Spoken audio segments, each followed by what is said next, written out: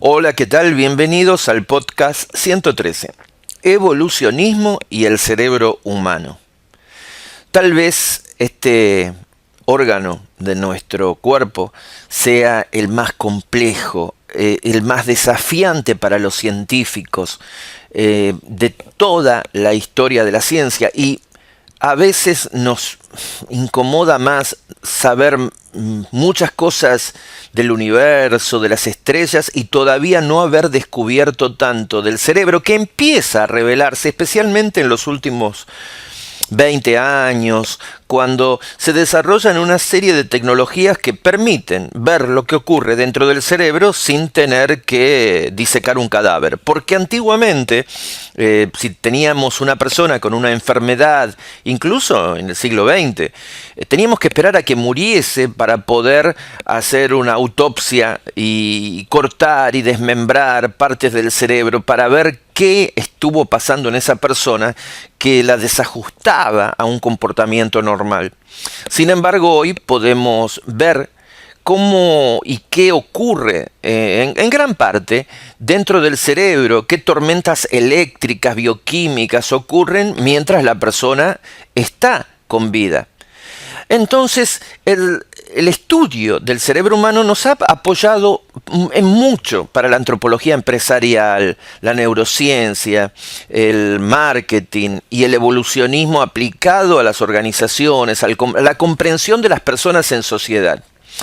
El cerebro pesa aproximadamente 1,3 kilos, tiene 50 glías por cada neurona. O sea, las neuronas no son las únicas células que están en el cerebro, sino que también existen unas células llamadas de la glía que tienen funciones de limpieza, de aislamiento, etc.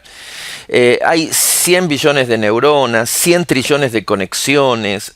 Si las juntásemos, darían 2 vueltas completas al planeta.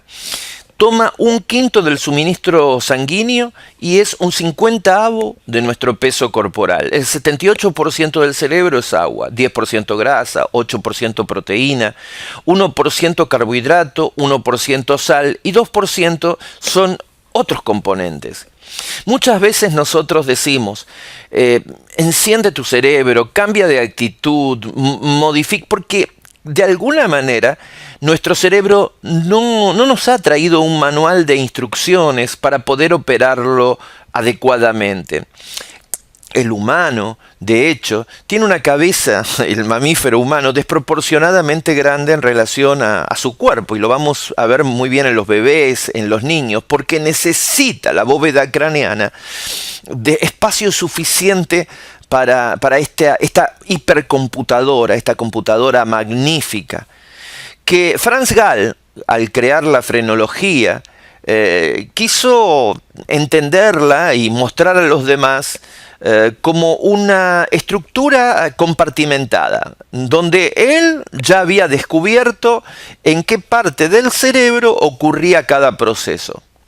No dejó con el tiempo ningún resabio serio a la ciencia. De hecho, fue tildado de un audaz, no mitómano, pero de un audaz elucubrador de teorías basadas en nada, en aire, Franz Gall. Pero sí tenía razón en algo, que el cerebro es modular, que tenemos alojada en cada parte del cerebro una función específica. En eso tiene razón.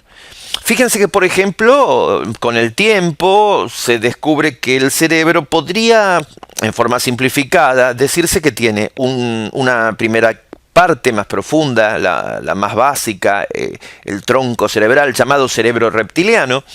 Es el más antiguo evolutivamente y es el que hace que, por ejemplo, vamos a tomar una rana, un batracio. Cuando el batracio ve que algo es grande y se mueve, escapa, dice esto es una amenaza. Cuando es grande y estático, dice esto es un lugar para esconderme. O sea, viene una persona que es grande, se mueve, se mete debajo de un refrigerador antiguo que está ahí en el garage para protegerse, porque ese refrigerador antiguo lo vio como grande y estático. O sea que los razonamientos son muy simplistas del cerebro reptil. Si algo es pequeño y se mueve, debe ser alimento. Si algo es pequeño y estático, debe ser una basurita, algo que no necesito prestarle atención, lo puedo ignorar. De hecho, en el cerebro más instintivo, nosotros tenemos también impulsos, por ejemplo, sexuales, y el hombre se puede excitar, puede ser sensibilizado sexualmente con una imagen icónica como la que se ve aquí, típica del manga japonés, por ejemplo.